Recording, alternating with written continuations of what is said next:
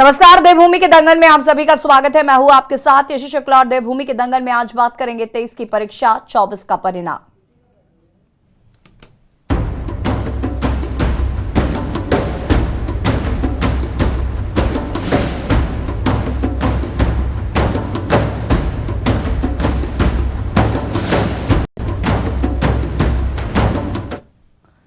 साल 2023 की विदाई के साथ ही नए साल 2024 के आगमन की तैयारियां जोरों शोरों से शुरू हो गई। 2024 में जहां लोकसभा चुनाव को जीतने की जंग है, तो दूसरी तरफ धामी सरकार के सामने नए साल के आगमन के साथ ही दर्जन भर से ज्यादा चुनौतियां बाहें फैलाकर इंतजार कर रही। नए साल में यूसीसी, भू कानून और मूल निवास जैसे बड़े मुद्दे मुख्यमंत्री धामी के प्रशासनिक कौशल की परीक्षा लेंगे। ऐसे करीब 1 दर्जन मुद्दे हैं जिनके मुख्यमंत्री को समाधान देने होंगे। वहीं भू कानून और मूल निवास के मुद्दों ने सूबे की सियासत में हलचल पैदा कर रखी। इन दोनों मसलों पर राह निकालने के लिए मुख्यमंत्री ने अपर मुख्य सचिव राधा रतूड़ी की अध्यक्षता में कमेटी बना दी है। इसके अलावा भी तमाम मुद्दे हैं जिनके हल निकालना बेहद जरूरी। वहीं शासन ने मुख्यमंत्री धामी की घोषणाओं को धरातल पर उतारने की कोशिशें तेज कर दी। एसएस राधा रतूड़ी ने अधिकारियों की बैठक लेते हुए सीएम की घोषणाओं को जल्द से जल्द पूरा करने के निर्देश दिए। वहीं सरकार से लेकर संगठन तक मुख्यमंत्री धामी के कार्यों की सराहना करता हुआ नजर आ रहा है।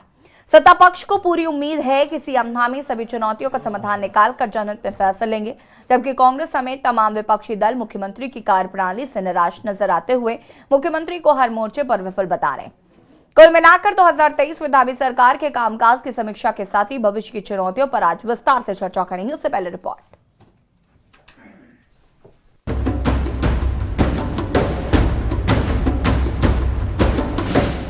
बस कुछ ही घंटों का इंतजार है और पूरा देश नए साल 2024 में प्रवेश के लिए तैयार है। नए साल के आने के साथ ही एक तरफ जहां 2024 में लोकसभा चुनाव को जीतने की जंग होगी, तो दूसरी तरफ धामी सरकार के सामने नए साल के आगमन के साथ ही दर्जन भर से ज्यादा चुनौतियां बाहें फैलाकर खड़ी रहेंगी।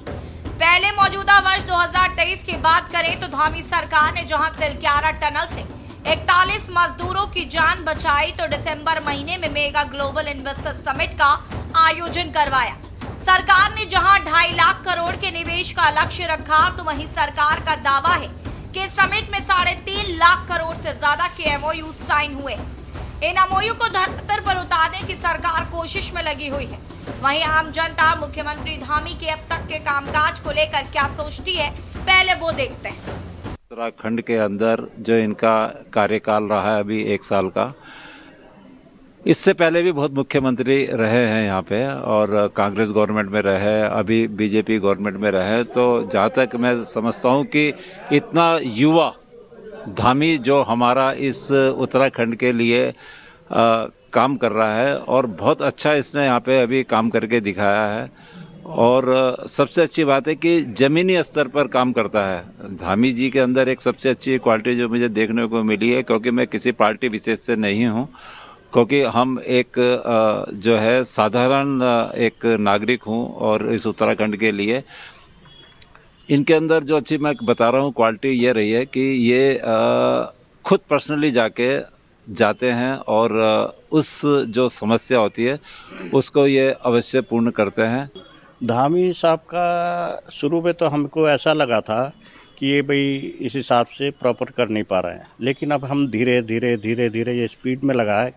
धामी साहब का ये है कि ये सामाजिक तौर पे और रचनात्मक तौर से काम करते हैं, और उसके अलावा हर चीज़ को बड़ी माइन्यूटली जाके प्रैक्टिकली उसको अंजाम, क्योंकि योजनाएं जो होती हैं उसे सब लोग एप्लीकेशन देते हैं, ऐसा नहीं हुआ ऐसा नहीं हुआ, और ये सबको युवा को साथ लेके चल रहे हैं। और दूसरा इम्प्लीमेंटेशन ऐसा है कि उसे प्रैक्टिकली यूज करते हैं। वहीं नए साल में धामी सरकार के सामने दर्जन भर से ज्यादा चुनौतियां हैं, जिनके समाधान सरकार के लिए बड़ी चुनौती है। यूसीसी, भू कानून और मूल निवास जैसे बड़े मुद्दे मुख्यमंत्री पुष्कर सिंह धामी के प्रशासनिक कौशल की परीक्षा लेंगे। ऐसे करीब 1 दर्जन मुद्दे हैं जिनके मुख्यमंत्री को समाधान तलाशने होंगे। वहीं भू कानून और मूल निवास के मुद्दों ने सूबे की सियासत में हलचल पैदा कर रखी। इन दोनों मसलों की राह निकालने के लिए मुख्यमंत्री ने अपर मुख्य सचिव राधा रतूड़ी की अध्यक्षता में कमेटी बना दी। इसके अलावा भी तमाम मुद्दे हैं जिनके हल निकालना बेहद जरूरी है। वहीं सरकार से लेकर संगठन तक मुख्यमंत्री धामी के कार्यों की सराहना करता हुआ नजर आ रहा है। सत्ता पक्ष को पूरी उम्मीद है कि सीएम धामी सभी चुनौतियों का समाधान निकालकर जनहित में फैसले लेंगे, जबकि कांग्रेस समेत तमाम विपक्षी दल मुख्यमंत्री की कार्यप्रणाली से निराश नजर आते हुए मुख्यमंत्री को हर मोर्चे पर विफल बता रहे। देखिए, धामी जी के आगे धाकड़ धामी शब्द का प्रयोग हुआ है और ये कोई सामान्य आदमी ने दिया है, ये राजनाथ सिंह जी ने दिया है, जो कि हमारे राष्ट्रीय नेता हैं और बहुत अनुभवी नेता हैं। तो निश्चित तौर पर उनकी कार्यशैली को देखकर दिया होगा। और ये सब चुनौतियां हमारे धाकड़ धामी पार कर लेंगे और हम उनके साथ खड़े हैं, तो इसमें चिंता की कोई बात नहीं है। धामी जी को देखती हूँ, लोगों को बहुत आशाएं थी कि एक युवा मुख्यमंत्री बन रहे हैं तो वो युवाओं के हितों की बात करेंगे, लेकिन जिस तरह का दृश्य अब उनके इतने लंबे कार्यकाल के बाद देखने को मिल रहा है वो कतई ये अपेक्षित नहीं था। धामी जी से अपेक्षा थी कि वो बेरोज़गारी दर को कम करेंगे, वो युवाओं के लिए रोज़गार के नए आयाम खोलेंगे, वो महिलाओं को सुरक्षा देंगे, लेकिन एनसीआरबी की ताज़ा रिपोर्ट कहती है कि एक साल में 907 बलात्कार और 778 अपहरण हो चुके हैं। वर्तमान सरकार का 1 वर्ष पूरे होने पर उनको बहुत बहुत बधाई।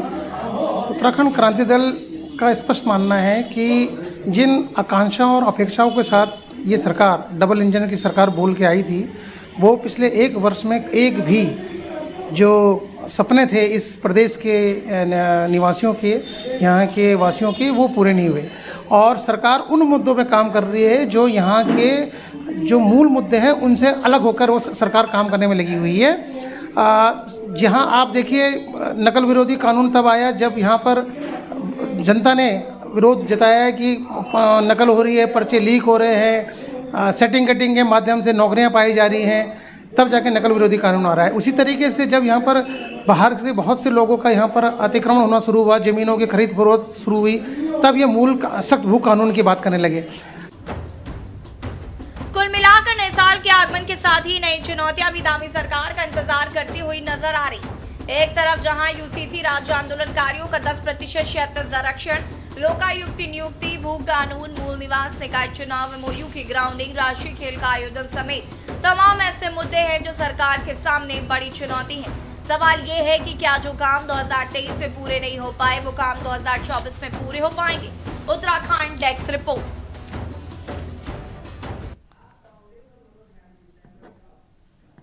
जी हां, तो 2024 की राह धाकड़ धामी के लिए आसान नहीं रहने वाली है।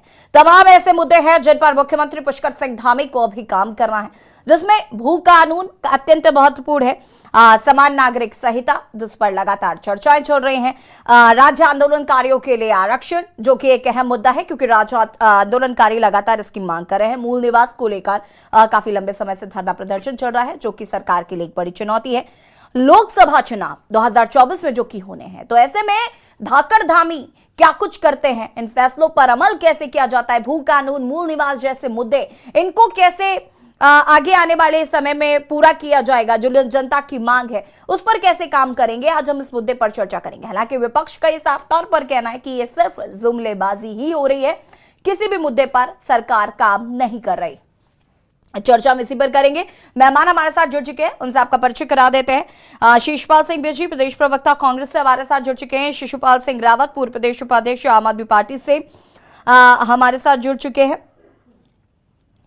मनोज ध्यानी जी, राजनीतिक विश्लेषक हैं, हमारे साथ जुड़ चुके हैं। सबसे पहले शुरुआत शिशुपाल जी आपसे करना चाहेंगे। अगर हम बात करें मुद्दों की, तो मुद्दे बहुत हैं जिसमें लगातार भू कानून की मांग की जा रही है, एक स्थायी राजधानी अहम मुद्दा है उत्तराखंड का, एमओयू की ग्राउंडिंग, राष्ट्रीय खेल जो है उनको लेकर, निकाय चुनाव एक बड़ा मुद्दा है, लोकसभा चुनाव है, ये तमाम मुद्दे हैं जो 2024 में करने हैं सरकार को क्योंकि चुनाव भी है।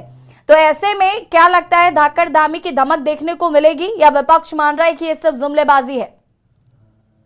देखिए यशी जी, धाकड़ धामी की जिस धमक की बात हो रही है वो तो आज तक प्रदेश की जनता ने देखी नहीं। हाँ, भाजपा के लोग जरूर अपनी पीठ खुद थपथपाते हैं। मुख्यमंत्री धामी भी कई बार जो है इस प्रकार की बात करते हैं। हमारे बेरोजगारों पर लाठी भांज के अगर वो धाकड़ हैं, बेटी अंकिता भंडारी प्रकरण में सबूत मिटा करके अगर वो धाकड़ हैं, वीआईपी का नाम छुपा करके अगर वो धाकड़ हैं, बेरोजगारों के बेच के अगर वो धाकड़ हैं, तो हो सकते हैं धाकड़ धामी हो। लेकिन जो आशाएं अपेक्षाएं प्रदेश की जनता को उनसे थी, और जो वादे 2022 के विधानसभा चुनाव में और 17 के विधानसभा चुनाव में इन्होंने जनता से किए थे, वो तो आज तक धरातल पे उतरे नहीं है। राज्य में जो है भ्रष्टाचार चरम पे है। ये तो पूर्व मुख्यमंत्री जो इन्हीं की पार्टी के हैं, तीरथ सिंह रावत जी ने कैमरे के सामने कहा कि 20% अब 40% कमीशन के बिना किसी भी विभाग में काम नहीं हो रहा है। और सहकारिता भर्ती का भ्रष्टाचार किसी से छुपा है? राज्य के सूचना आयुक्त ने जो है फटकार लगाई सरकार को कि भाई कहाँ है वो फाइल जो जांच के लिए बिठाई गई थी, कहाँ धूल है उसमें चढ़ी हुई धूल जारी है उसकी। माननीय हाईकोर्ट भी कह चुका है। और भ्रष्टाचार के ही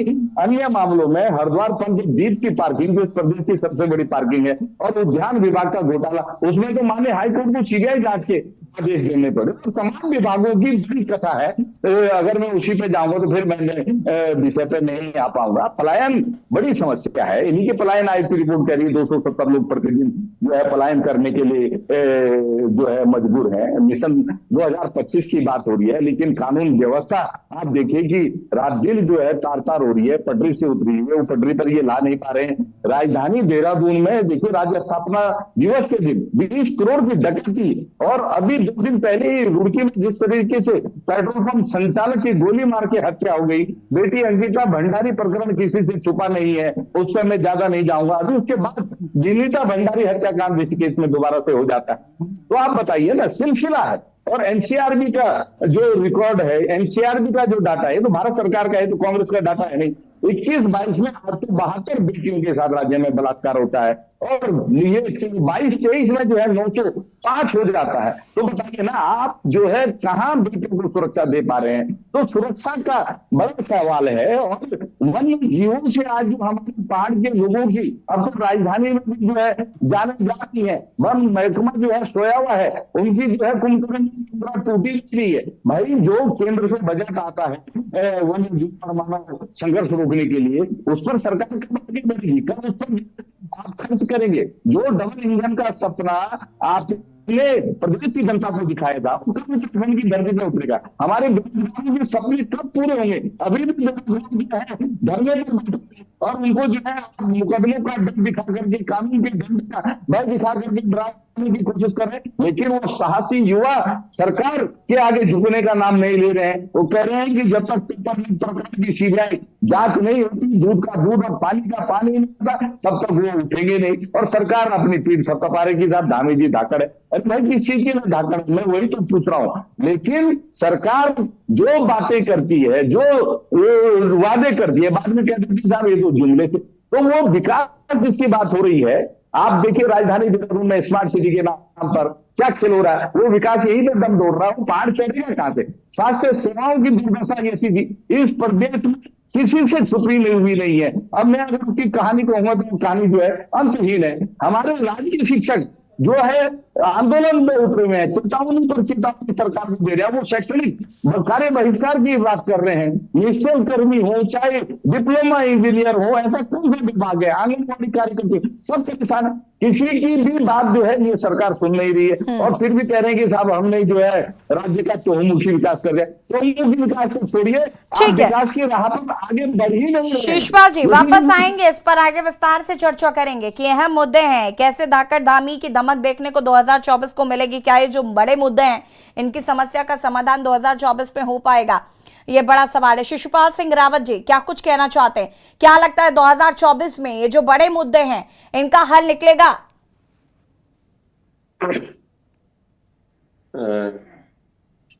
देखिए, अभी बड़े भाई हमारे बेसी बता रहे थे और उन्होंने बहुत विस्तृत रूप से बताया, और इन्हीं बातों पर मैं भी अपना जो है कि सरकार का ध्यान आकर्षण करवाना चाहता हूं आपके चैनल के माध्यम से, कि जहां पर बेरोजगारी चरम पर हो, और अगर कोई रोजगार मिला भी हो वो पूर्व सरकारों के द्वारा जो सिडगुल में फैक्ट्रियां लगाई गई हो, वहां पर जो है उत्तराखंड के युवाओं को ठेकेदारी प्रथा पर आज भी रखा जाता है।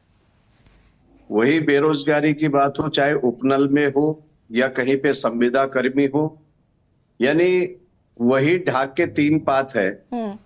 फिर धाकड़ धामी नाम देने की क्या जरूरत है? सिर्फ बीजेपी को चर्चाओं में रहना है।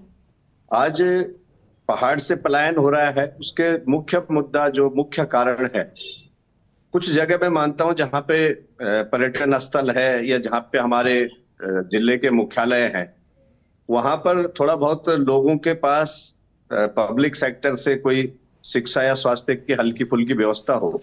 लेकिन सरकार तो चारों खाने चित है। सरकार की वहां पर न कोई शिक्षा व्यवस्था है, न कोई स्वास्थ्य व्यवस्था है। आज भी कई जगह जो सरकार की जो योजनाएं हैं, आज भी सरकार की जो योजनाएं हैं, आप ये देखिए कि विधायक निधि से जो है जेसीबी ले जा करके 1 किलोमीटर 1.5 किलोमीटर सड़क गांव तक पहुंचाई जा रही है। बात अच्छी है, जहां पर सहूलियत की बात है, लेकिन उस सड़क का ना कोई टेक्निकल सर्वे होता है, न कोई वो पीडब्ल्यूडी को हस्तांतरित होती है। अगर कल वहां पर कोई दुर्घटना होती है तो उसका कोई जोखिम नहीं लेता। मेरा कहने का मतलब है कि पहाड़ वासियों के साथ धाकड़ धामी की सरकार आज भी छलावा कर रही है। आप महंगाई की बात को ले लीजिए, बिजली जिस प्रदेश में बिजली बनती है उस प्रदेश में बिजली की दरें इतनी महंगी है कि आम आदमी जो है बाहर, एक तरफ हम कहते हैं भाई कि आपको जो है नरबक्सी है, बाघ है, टाइगर है, तेंदुआ है, तमाम जंगली जानवरों से जो है पहाड़ का व्यक्ति 6 बजे से पहले घर के अंदर चला जा रहा है। दूसरी तरफ आपने बिजली इतनी महंगी कर दी कि आदमी का जो है अपना एक बल्ब जलाना दूभर हो गया। सरकार को हमने इसीलिए कहा था, आम आदमी पार्टी की जो नीति थी वो खाली गरीब से वोट लेकर के बिजली देने की नहीं थी, बल्कि उत्तराखंड में हम चाहते थे कि दूर दराज पहाड़ों में अगर हम जो है फ्री बिजली दे, लोगों को 200 यूनिट बिजली दो, तो वहां पर जो है आज कई जंगली जानवरों का, जिस प्रकार से कल ही मैं एक डिबेट में था तो वहां पे चीफ सेक्रेटरी जो है वन हमारे धकाते जी कह रहे थे कि भाई अपना बाहर आप जो है सोलर लैंप जला के रखें, झाड़ियां काट दे। तो ये व्यवस्था सरकार की होती थी, इसलिए हमने मांग की थी कि लोगों को, गरीबों को 200 यूनिट बिजली फ्री देनी चाहिए। तो मेरा कहने का मतलब है कि जो शिक्षा है, स्वास्थ्य है, बेरोजगारी है, पलायन का मुद्दा है, तमाम अराजकताएं हैं। और बल्कि मैं एक कल सोशल मीडिया में देख रहा था कि हमारे जो रामनगर, जहां मैं रहता हूं, रामनगर जो विधानसभा कहलाई जाती है और नेशनल कॉर्बेट पार्क का एरिया है, यहाँ पर इनके मंडल अध्यक्ष को हल्द्वानी जेल से धमकी मिलती है जान से मारने की, और फिर उस बात को मुख्यमंत्री एसएसपी को फोन करके कहते हैं इनकी सुरक्षा करो। यानी कानून व्यवस्था चौपट है, खाली नाम दे करके नहीं होगा, बल्कि सुशासन चाहिए। उत्तराखंड इसलिए लोगों ने अलग मांगा था कि भाई हम जो है दूर, हमें लखनऊ जो वहां पे हमें राजधानी में जाना पड़ता है, यहाँ पर हमारे जो है कि उत्तराखंड के अपने लोग रहेंगे, मूल निवासी रहेंगे, अपने जो है कि काका, भाई, दादा, चाचा, ताऊ करके संबोधन करेंगे, तो हमारे छोटे मोटे काम, राशन कार्ड हो, कोई नवीनीकरण है, कोई ड्राइविंग लाइसेंस है, वो बन जाएगा। लेकिन आज ये उत्तराखंड बनने के बाद जो है, ये तो उत्तर प्रदेश से भी बदतर है, भ्रष्टाचार चरम पर है। कहां पर पैसों का चढ़ावा नहीं हो रहा है, कहां पर पैसों का बोलबाला नहीं है। तो यानी तमाम तरह की जो, जिस आधार पर लोगों ने उत्तराखंड की मांग की थी, चाहे मूल निवास की बात हो, आज बेरोजगार संगठन मेरे हिसाब से 1.5 साल से धरने पर बैठा हुआ है, उनकी कोई सुनवाई नहीं हो रही है। लेकिन उनके ऊपर इतना जरूर है कि अगर जरूरत पड़ी उनकी रैली को भंग करने की, क्राउड में तब्दील करने की, तो मैंने देखा करके वहां पर ठीक है शिशुपाल जी, शिशुपाल जी आगे इस पर हम विस्तार से चर्चा करेंगे। अनिल थपलियाल जी भी हमारे साथ जुड़ चुके हैं, यूकेडी के प्रवक्ता हैं। अनिल थपलियाल जी, आपका भी बहुत बहुत स्वागत है। क्या कुछ कहना चाहते हैं? जिस तरीके से 2024 में अब ज्यादा वक्त नहीं रह गया, एक और जहां लोकसभा चुनाव है, उसके अलावा बहुत अहम मुद्दे, मूल निवास, भू कानून, स्थायी राजधानी, ये वो मुद्दे हैं जिन पर सरकार को काम करना है और पूर्ववर्ती सरकारों ने इस पर अभी तक काम नहीं किया है, और ये उम्मीद जताई जा रही है कि धाकड़ धामी जरूर इस पर काम करेंगे। जी जी जी, ये बहुत सही आपने कहा है। मैं आपको एक चीज बताऊंगा कि 2014 और 2019 का अगर इनका इतिहास उठा दें तो जो चुनाव, मेरी आवाज आ रही है आप तक? जी जी। तो इनके पास बहुत चुनौतियां हैं। जब 2014 में माननीय प्रधानमंत्री जी ने शपथ लिया था तो उस समय चुनौतियों का एक सामना तो था, लेकिन इनके पास हल करने की कोई विधि भी थी और इन्होंने कुछ हद तक हल भी किया है। क्षेत्रीय मुद्दों से लेकर के केंद्रीय जो राष्ट्रीय मुद्दे रहे उन पे भी काम किया है। अब सवाल ये उठता है कि लोकसभा 2024 का जो चुनाव है, जो समीकरण इन्होंने बनाया, अभी अभी आपने देखा होगा कि इन्होंने कुछ दायित्वकारों को दायित्व दिया है और आर्थिक बोझ बढ़ा दिया है प्रदेश पे। अब वो आर्थिक बोझ इस प्रकार बढ़ गया है कि पहले सक्षम था, इतना इस प्रदेश की अर्निंग नहीं है जितना इस पे कर्जा है। यानी 1 लाख 1.25 लाख से लेकर के एक पर व्यक्ति पर अगर कर्जा वो डिसाइड किया जाए तो 1 लाख रुपया कर्जा प्रति व्यक्ति पर है उत्तराखंड की। तो इस समय दायित्वकारों का वेतन या उनकी फैसिलिटियां बढ़ाने की क्या जरूरत है। दूसरा बहुत बड़ी चुनौती इनके सामने और है, जो कि 2023 नवंबर राज्य बनने से पहले और राज्य 9 नवंबर 2000 के बाद भी है, तो चाहे पूर्व सरकार रही हो चाहे वर्तमान सरकार रही हो, दोनों के पास ये चुनौती रही है भू कानून जिसका और मूल निवास 1950। लोग इसीलिए इसके लिए मांग रहे हैं। अभी कोई प्रवक्ता कह रहे थे कि वो चरम सीमा पे, बात सही है, चरम सीमा पे बेरोजगारी है, पलायन पे कहीं भी कोई ठोस नीति इन्होंने तैयार नहीं की जिसपे अंकुश लग सके। स्वास्थ्य व्यवस्था इनकी दयनीय है और आप पहाड़ों की तरफ देखें तो पहाड़ में कम से कम मेरे ख्याल कई गांव ऐसे हैं जो गांव अभी रोड से, राष्ट्रीय राजमार्ग से कनेक्टिविटी नहीं है। वहां पे ये दूर संचार की व्यवस्था प्रॉपर नहीं है। आपको पोल गाड़ देने से, पानी के पाइप बिछा देने से और मिट्टी खुदाई करने से, एक रास्ता बना देने से रोड थोड़ी हो जाता है। पोल खड़ा करने से कोई बिजली थोड़ी मिल जाएगी या तार गाड़ने से कोई कनेक्टिविटी थोड़ी मिलेगी। यानी प्रदेश की सरकार के सामने बहुत चुनौतियां हैं और इन चुनौतियों से कैसे निपटेंगे ये खुद सक्षम है या नहीं है, ये तो लोकसभा 2024 का चुनाव बताएगा और 2024 जनता निर्णायक है। ये गलतफहमी में होंगे। इनके मैं अगर आंकड़े बताऊं आपको गरिमा जी, पिछले जो आंकड़े हैं इनके 2014 अगर आप लेते हैं तो 61.67% इनका मतदान रहा है, भरपूर रहा है, प्रचंड रहा है। उसके बाद अगर आप जरा सा इस पे गौर फरमाएं, 2019 में जब माननीय प्रधानमंत्री जी ने पुनः शपथ लिया था तो 57.8 पॉइंट यानी इनका 57% जो है यानी 58% के लगभग इनका मतदान। देखिए इनके बीच का डिफरेंस देखिए, क्या कारण रहा है। इन आंकड़ों को देखकर इनके राजनीतिक दलों की जो दल के नेता थे उनके माथे पे चिंता की लकीरें शुरू हो गई थी, क्योंकि परसेंटेज डाउन होता जा रहा था। शुरू में तो लोगों ने विश्वास किया कि भाई चलो 70 साल बोल रहे हैं, 70 साल इन्होंने कुछ नहीं किया, उन्होंने कुछ नहीं किया, लेकिन अब ये कुछ करेंगे। तो अब जनता ने भरपूर समर्थन दिया, पूरे देश ने दिया।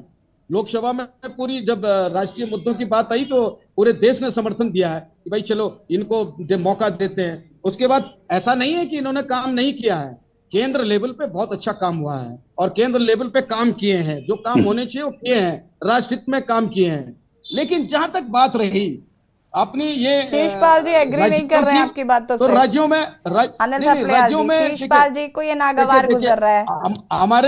हमारे पैनलिस्ट कुछ हमारी बातों पे मेरे ख्याल से गंभीरता से नहीं लेते हैं, तो मुझे लगता है वो भी यहीं के प्रोडक्शन हाउस था हमारा यूकेडी, यहीं से पैदा होके आप गए हुए आज। चलिए ठीक है, आने मुद्दे हैं जिन पर बातचीत होनी चाहिए और सरकार को गंभीरता से भी काम करना चाहिए। अब नया साल आने वाला है, 2024 से उम्मीदें इसलिए भी हैं क्योंकि लोकसभा चुनाव भी है। तो ऐसे में उम्मीद ये जताई जा रही है कि कुछ उत्तराखंड के मसले जरूर 2024 तक हल हो सकते हैं। जी यसी चीज देखिए, जो उत्तराखंड की चुनौतियां हैं, अगर उनको हम सही तरीके से, सही दर्शन के साथ देखेंगे तो हमें पता लगेगा ये चुनौतियां भारत के अन्य राज्यों के समान भी हैं और वैश्विक प्रकार की चुनौतियां भी हमारे समक्ष हैं, क्योंकि हम हिमालय के क्षेत्र में बसे हुए हैं और हिमालय के क्षेत्र जैसा जहाँ जल जंगल जमीन है उसकी चुनौतियां हैं। मैं कल ही लैंसडाउन प्रभाग के क्षेत्रों में था और मैं आपके साथ वो वीडियोस शेयर कर सकता हूं जो मैंने वहां शूट किए हैं। बहुत बड़ी आपदाएं उत्तराखंड में देखने को मिली हैं और उत्तराखंड में इस समय हालात जो हैं बड़े दुभर है लोगों के लिए, चलने के लिए सही सड़कें नहीं है, सही शिक्षा नहीं है, चिकित्सा की व्यवस्था नहीं है, रोजगार नहीं है, पलायन लगातार बढ़ता जा रहा है। और साथ साथ में जो जल जंगल जमीन के ऊपर आश्रित रहने वाला समाज है, मैं देख रहा हूं वहां पर जल का स्तर गिरता जा रहा है। जो आंकड़े भारत सरकार के हैं वो खुद कहते हैं कि 0.5 से लेके 38 सेंटीमीटर तक प्रतिवर्ष जो जल का स्तर है वो नीचे गिर रहा है।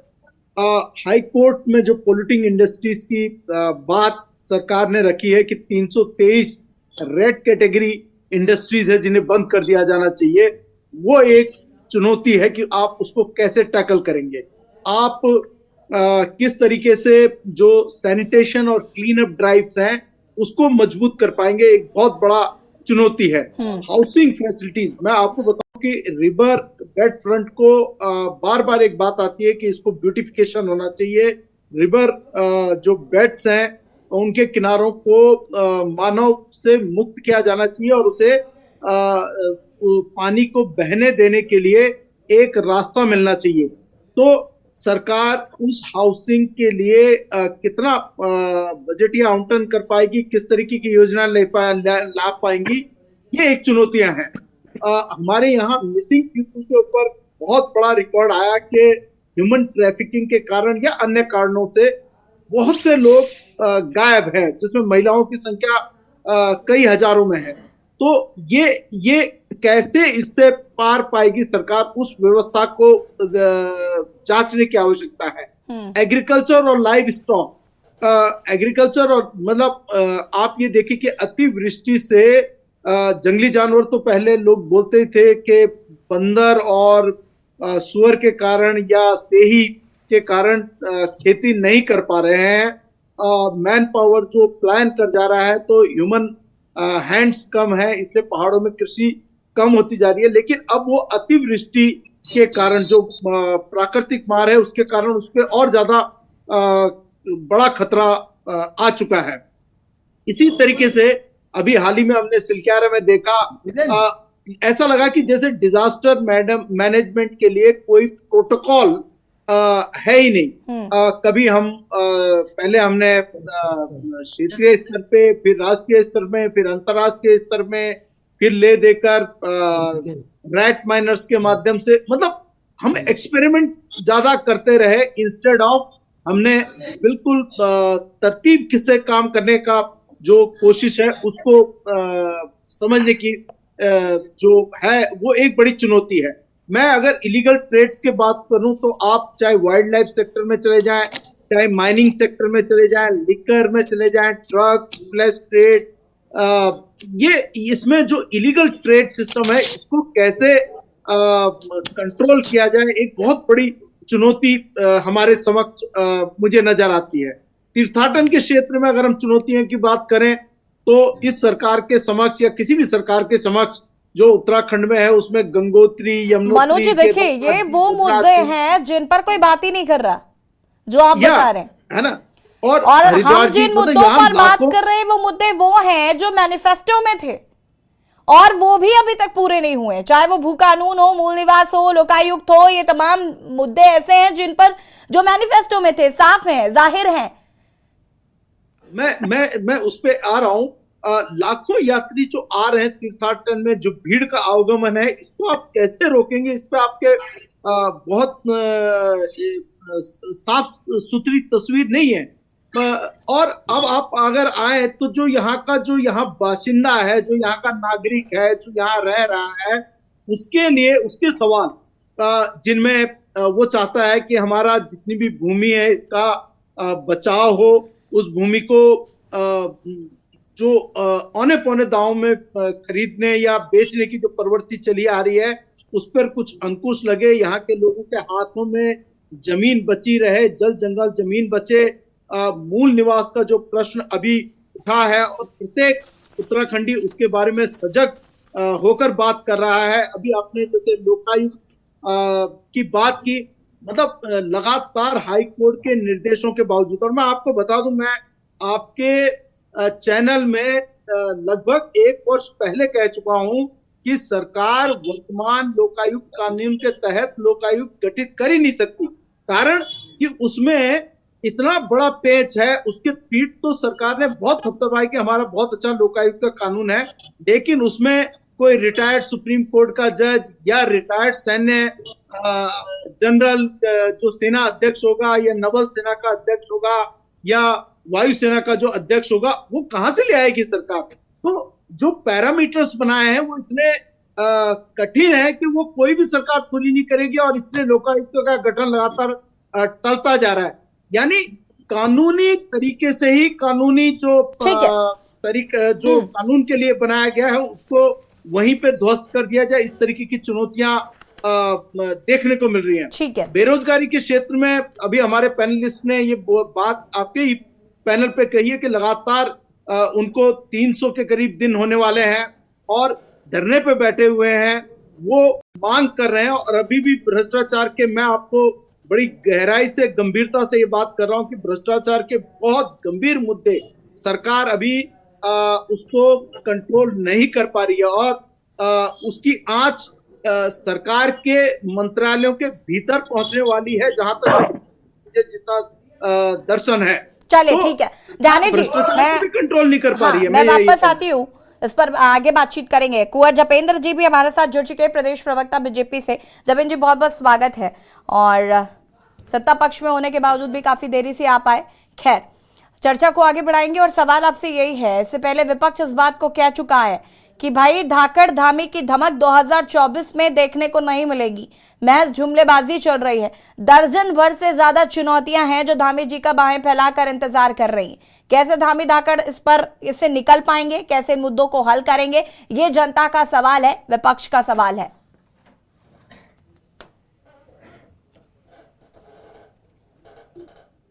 ये सभी और क्षेत्र ऐसा नहीं है चुनौतियों से भरा ना हो, और निसंदेह राजनीतिक सामाजिक क्षेत्र एक ऐसा है जहां चुनौतियां होती हैं जनता का काम करने के लिए, प्रदेश को आगे ले जाने के लिए। और वहां भारतीय जनता पार्टी की उत्तराखंड की सरकार और युवा मुख्यमंत्री पूरी तरह से, पूरी लगन से, निष्ठा से अपने उन कार्यों को, अपने उन जिम्मेवारियों का निर्वाह करते हुए भी दिखाई दिए।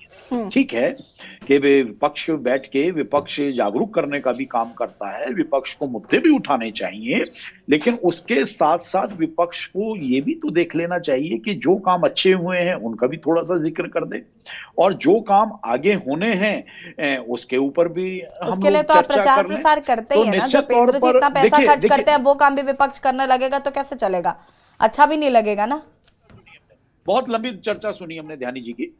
तो उत्तराखंडी जनमानस के मुद्दे और उत्तराखंडी जनमानस की भावना जिसके अनुसार उत्तराखंड का निर्माण हुआ है, तो भारतीय जनता पार्टी की सरकार और युवा मुख्यमंत्री वचनबद्ध हैं कि उत्तराखंड के शहीदों के सपनों के अनुरूप हमें उत्तराखंड बनाना है। अब विपक्ष इसे माने ना माने, ये विपक्ष का एक संवैधानिक और लोकतांत्रिक अधिकार है, लेकिन भारतीय जनता पार्टी की सरकार का कहना है, युवा मुख्यमंत्री का कहना है, और जो जिन मुद्दों पे उत्तराखंड का निर्माण हुआ उत्तर प्रदेश से अलग होकर, सभी हम लोग उस हक में हैं कि जो उत्तराखंड का मूल निवासी है, उत्तराखंडी जनमानस है, तो जैसे अन्य राज्यों में सभी प्रदेश निवासियों के सुरक्षित हैं, तो उत्तराखंड का मूल निवासी उससे कैसे अछूता रह सकता है? निश्चित तौर पर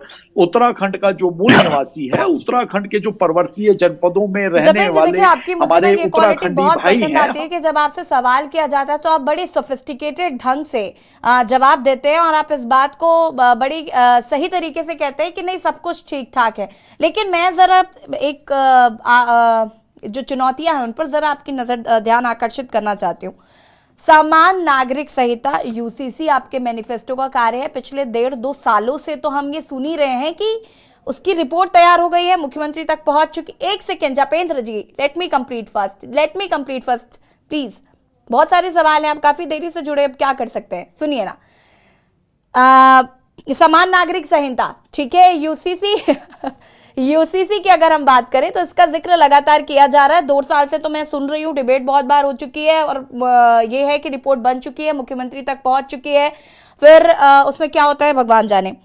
राज्य आंदोलनकारियों के लिए आरक्षण मांग बहुत लंबे समय, ये वो मुद्दे हैं जो आजकल नहीं बने हैं या आजकल की चुनौतियां धामी जी के आगे नहीं खड़ी हुई, ये वो मुद्दे हैं जो काफी लंबे समय से चले आ रहे हैं। लोकायुक्त की नियुक्ति, भू कानून, मूल निवास, लोकसभा चुनाव भी है आपका 2024 में, निकाय चुनाव भी आप करवा नहीं पाए 2023 में, तो 24 में वो भी आपके लिए चुनौती है।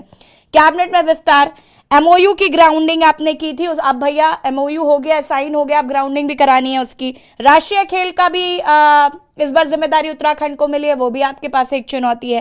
टीबी मुक्त उत्तराखंड की बात कही गई थी, वो भी अभी तक इस पर भी ज्यादा काम हुआ नहीं है।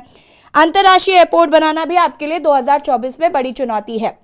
इसमें से कुछ मुद्दे ऐसे हैं जो सालों साल से चले आ रहे हैं, लेकिन 2024 में जनता नए साल में ये उम्मीद कर रही है कि उत्तराखंड का कुछ तो भला जरूर धामी जी करेंगे। निश्चित तौर पर ये जितनी भी चुनौतियों भरे मुद्दे हैं, ये चाहे वो उत्तराखंडी जनमानस की भावनाओं को सम्मान देने वाले मुद्दे हैं, प्रदेश को प्रगति के पथ पर आगे ले जाने वाले मुद्दे हैं, इन्वेस्टर समिट के बाद इन्वेस्टर्स के सभी उसे ग्राउंडिंग में पूरा करने वाले मुद्दे हैं, तो निश्चित तौर पर सरकार उसमें आगे बढ़ चुकी है। और निश्चित रहे, भारतीय जनता पार्टी की सरकार युवा मुख्यमंत्री के नेतृत्व में निश्चित तौर पर उत्तराखंड के युवाओं के भविष्य को, चाहे वो रोजगार की दृष्टि से हो, पलायन रोकने की दृष्टि से हो, इंफ्रास्ट्रक्चर डेवलप करने की दृष्टि से हो, एक विकासशील राज्य को विकसित राज्य में तब्दील करने का जो वादा है हमारा कि 25वीं वर्षगांठ से पहले उत्तराखंड अपनी 25वीं जिस दिन वर्षगांठ मनाएगा तो देश के अग्रणीय राज्यों में विकसित राज्यों के रूप में शुमार होगा। सर उम्मीद तो हम भी यही कर रहे हैं, आसार नजर नहीं आ रहे। बस शिशुपाल जी काउंटर जवाब चाहूंगी मैं इस पर आपका, उसके बाद शिशुपाल जी आपके पास आती हूँ फटाफट। देखिए यशी जी, भारतीय जनता पार्टी के प्रवक्ता लगातार झूठ बोलने का काम करते हैं। इस राज्य के विकास जो है सुचारू हो रही है, उल्टा जो है पलट लगातार बढ़ते भ्रष्टाचार। शिशुपाल जी का साउंड चेक करिएगा प्लीज, शिशुपाल जी की आवाज स्पष्ट नहीं आ रही। शिशुपाल जी हम वापस आते हैं, आपके बाइक पे शायद कुछ प्रॉब्लम है। शिशुपाल जी सहमत है यहाँ पर जपेंद्र जी की बातों से? बीजेपी के प्रवक्ता कह रहे हैं 2025 में हम अग्रणी राज्यों में खड़े होंगे। देखिए मुद्दों को आप हल पाएंगे। यासी जी जो है कि डिबेट बहुत अच्छी रखी आपने। अभी मूल निवास पर मैं इनसे जवाब चाहता हूं बड़े भाई पर कुंवर जपेंद्र जी से जी, कि मूल निवास जो उत्तराखंड का मूल निवासी है वो कह रहा है कि अगर प्रत्येक प्रांत में 1950 के बाद लागू है तो आपने कट ऑफ डेट 1985 क्यों रखी? ये किसके समय नियम बना? उसके बाद भू कानून की आप बात कर रहे हैं। आपकी सरकार, त्रिवेंद्र रावत जी की सरकार ने जो है भू कानून में लचीलापन दिखा करके आज पूरे उत्तराखंड की जमीन जो है बिकने के कागार पे आ गई है। वो तो धन्य हो ये उत्तराखंडी जो हमेशा आंदोलन के लिए तत्पर रहता है। उसके साथ ही जो यूसीसी का मुद्दा है, ये आपके मुख्यमंत्री मुख्यमंत्री जी के पास रिपोर्ट पहुंच गई है, लेकिन ये केंद्र सरकार ने लागू करना है या आप उत्तराखंड से जो है इसका प्रयोग करना चाहते हैं। इस प्रकार आप बेरोजगारों की बात करते हैं। बेरोजगारों पे अगर लाठीचार्ज हुआ, बर्बरता हुई, बेरोजगारों को जेल डालने का काम किया तो ये धाकड़ धामी सरकार के टाइम पे हुआ है। महंगाई हो, बेरोजगारी हो, भ्रष्टाचार हो, आज चरम पर है। बेशक आपका जो राजनीति करने का भारतीय जनता पार्टी का तरीका वो चेंज हुआ है।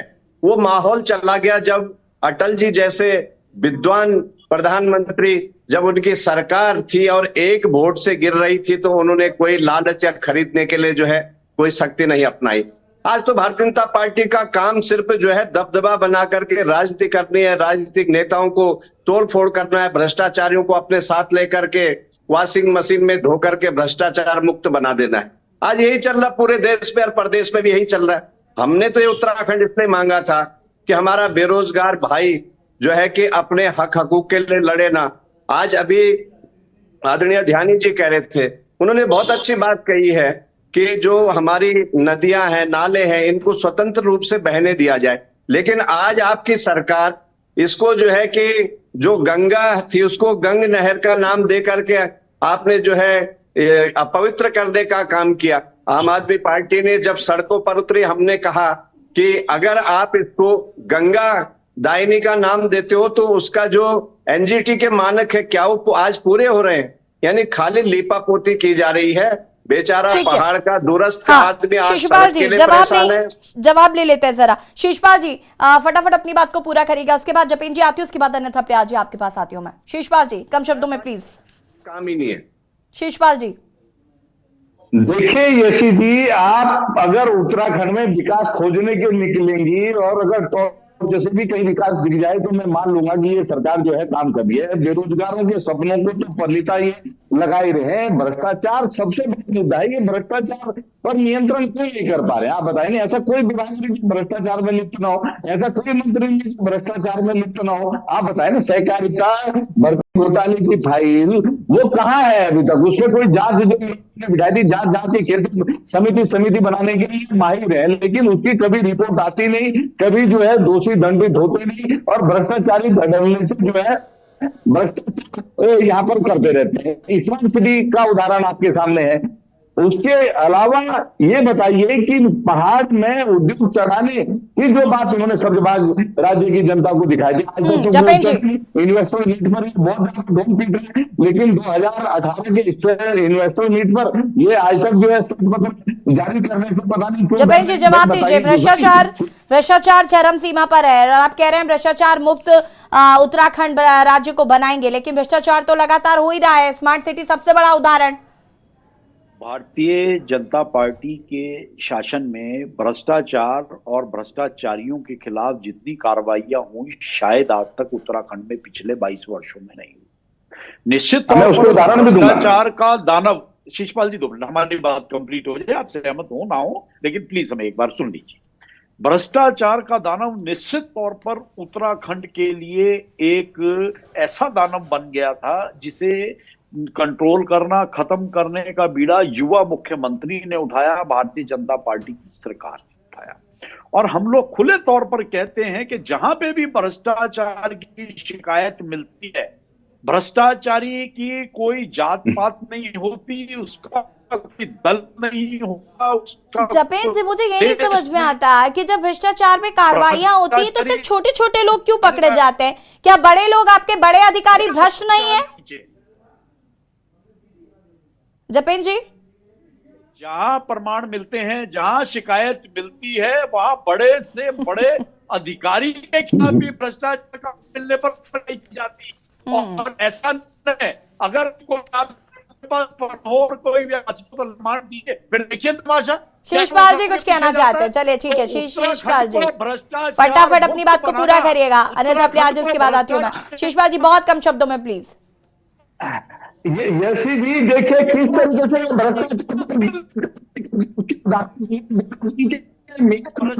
कुछ क्षमता इकट्ठी करने की। हाँ अन्यथा प्याज जी ठीक है। शिषपाल जी अरे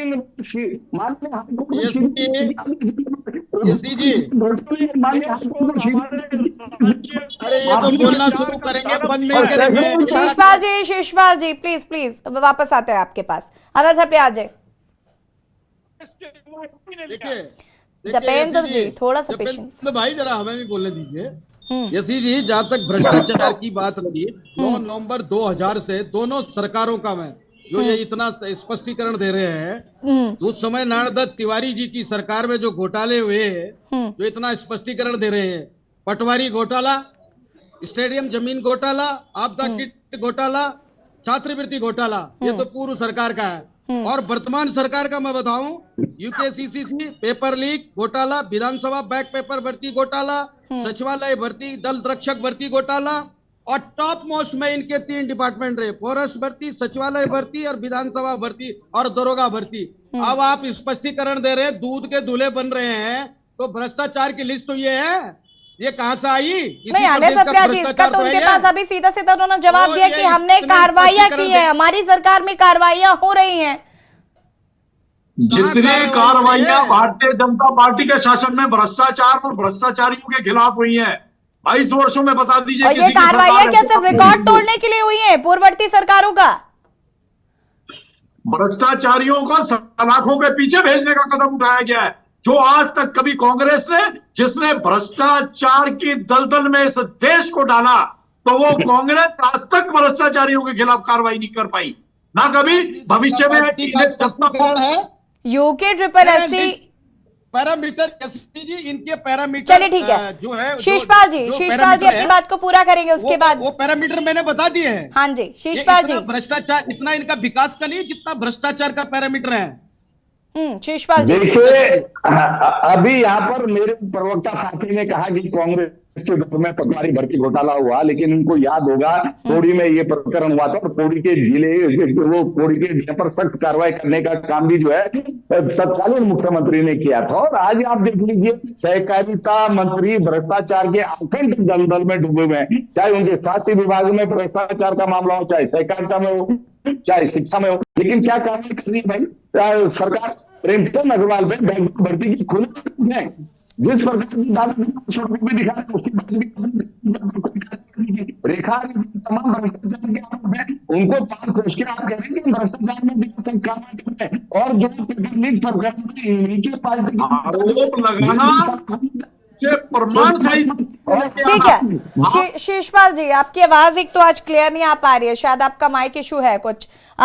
शिशुपाल सिंह रावत जी का रुख कर लेते हैं। शिशुपाल जी क्या कुछ कहना चाहते थे? कि जपेन जी बता रहे कार्रवाइयां हो रही, तमाम चीजें, बहुत कम शब्दों में आपका रिएक्शन चाहूंगी, इसके बाद अंतिम प्रतिक्रिया मनोज जानी जी आपके। आपकी आवाज नहीं आ रही है जी। अनिल थपलियाल जी और जपेंद्र जी प्लीज। देखिए, निश्चित रूप से इसमें कोई दो राय नहीं है, हर कोई प्रवक्ता अपनी सरकार को बचाने का काम करता है। हाँ जी। लेकिन निश्चित रूप से उत्तराखंड में जो उत्तराखंड जिस उद्देश्यों से आंदोलन से लड़के लोगों ने लिया, शहादत दे के लिया, उसके अनुरूप दोनों सरकारों ने इतना अच्छा काम नहीं कर पाए। ये भी हम नहीं कह सकते कि बिल्कुल काम नहीं हुआ है, लेकिन चाहे तिवारी सरकार के टाइम पे जो औद्योगिकरण हुआ हो, लेकिन उसके बाद जो सरकार का काम करने का तरीका है वो दोनों सरकारों ने नहीं अपनाया। उसके साथ ही मैं भाई थपलियाल जी से पूछना चाहता हूं, आप किस हैसियत से बीजेपी कांग्रेस को भ्रष्टाचार कहते हैं? आज मूल निवास के लिए आप अपने झंडे लेकर के आगे आ जाती यूकेडी। नहीं, जब आप 5 साल भारतीय जनता पार्टी की गोद में बैठ करके आपके वरिष्ठ नेता मंत्री रह करके, राज्य मंत्री रह करके, आपने उस टाइम क्यों नहीं मांगा मूल निवास का मुद्दा? ठीक है शिशुपाल जी, माफ कीजिएगा, वक्त की कमी है, हम आएंगे इस पर। मनोज यानी जी अंतिम रिएक्शन आपका बहुत कम शब्दों में प्लीज। भागीदार बनने के लिए सत्ता लोलुपता में थे यूकेडी। मनोज यानी जी अंतिम रिएक्शन आपका बहुत कम शब्दों में चाहूंगी मैं, वक्त की कमी है। ठीक है शिशुपाल जी माफी चाहेंगे, वक्त की कमी है प्लीज। शिशुपाल जी माफी चाहेंगे। और अन्य थपलियाल जी, इस पर फिर कभी चर्चा करेंगे हम कि आखिर यूकेडी ने क्यों ये मुद्दे नहीं उठाए। मनोज यानी जी। क्रांति दल के पास कोई अपनी सोचने की क्षमता नहीं है, वो इस तरह से आगे चीजों को डिफेम करे। तो अभी सुने पैनलिस्ट, देखिए मैं एक बात कहना चाहता हूँ, इसमें बिल्कुल जो आप प्रवक्ता हैं उन्होंने एक बहुत अच्छी बात उठाई है कि आप किसी सरकार के अगर गोद में बैठे रहते हैं, बी टीम के रूप में काम करते हैं, आपके दो नेता उसके सिंबल पे लगते हैं, भले ही नाम उत्तराखंड क्रांति दल का हो, लेकिन सिंबल भारतीय जनता पार्टी का रखते हों, जैसे कि आदरणीय दिवाकर भट्ट जी ने देवप्रयाग में और भाई ओम गोपाल रावत जी ने नरेंद्र नगर में चुनाव में किया था, तो तब उस पार्टी के पास बहुत नैतिकता का सवाल नहीं रह जाता इन प्रश्नों को करने का। लेकिन क्षेत्रीय राजनीति की भावना है, मैं उसका सम्मान भी करता हूं और मुझे लगता है कि उनको बात उठानी चाहिए। लेकिन जो उत्तराखंड का जो मूल विषय है, उत्तराखंड के जो आंदोलनकारियों का जो सवाल है कि 10% क्षैतिज आरक्षण का देने का सवाल था, उसमें लगातार टाल बरोई हुई है। और माननीय भारतीय जनता पार्टी के प्रवक्ता जी को ये मानना पड़ेगा कि आंदोलनकारियों को बाकायदा जो एक बार फिर समिति बनाई गई थी, जिसमें प्रेमचंद अग्रवाल जी भी थे, विनोद चमोली जी थे और एक और इंद्रीकंठ थे, तो उसका आंदोलनकारियों को बाकायदा वहां जाकर रोष प्रकटन करना पड़ा और तब जाके वो उसके लिए रिपोर्ट फटाफट जारी की कि भाई अब 37 आरक्षण का हो जाता है। अगर आप भू कानून का देखें तो उसमें बड़े जोर शोर से प्रत्येक प्रिंट मीडिया और इलेक्ट्रॉनिक मीडिया में जब सुभाष कुमार जी की रिपोर्ट आई थी तो ये कहा, ऐसा लगा था कि जैसे भू कानून अभी बस लागू होने वाला है, लेकिन आज तक वो धरातल पे नहीं उतरा है। और ऐसे ही तमाम सवाल जो हैं वो प्रत्येक कानूनों के साथ हैं, चाहे वो लोकायुक्त का कानून हो या मूल निवास का प्रश्न हो। अभी मूल निवास का सवाल उठा जब लोक गायक नरेंद्र नेगी जी की आवाज, जो कि प्रत्येक उत्तराखंडी के हृदय के से निकली हुई आवाज बनकर उतरी, तो तब जाकर उससे घबराकर सरकार ने ठीक है मनोज जी, वक्त की चूंकि कमी है, लेकिन बहुत सारी अहम बातें आपने कही और हम उम्मीद करते हैं कि 2024 यानी कि आने वाला नया साल उत्तराखंड के लिए जरूर कुछ भला करेगा। उत्तराखंड के जो अहम मुद्दे हैं उन पर जरूर धामी सरकार जो है वो काम करेगी और धाकड़ धामी पर विश्वास जनता कर रही है। तो देखना होगा कि किस तरीके से जो अहम मुद्दे हैं उन पर काम किया जाता है और उनको हल करने का फैसला किया जाता है। आप सभी का बहुत बहुत शुक्रिया चर्चा में शामिल होने के लिए। और देवभूमि के दंगल में आज हम बात कर रहे थे जिस तरीके से 23 जाने वाला है, 2024 आने वाला है और बहुत सारी अहम चीजें 2024 में लोकसभा चुनाव भी होने, ऐसे में उत्तराखंड राज्य के जो अहम मसले हैं उनको कैसे हल करेगी धामी सरकार, ये देखना होगा। देवभूमि के दंगल में फिलहाल इतना ही। देखते रहिए के न्यूज़ इंडिया। नमस्कार।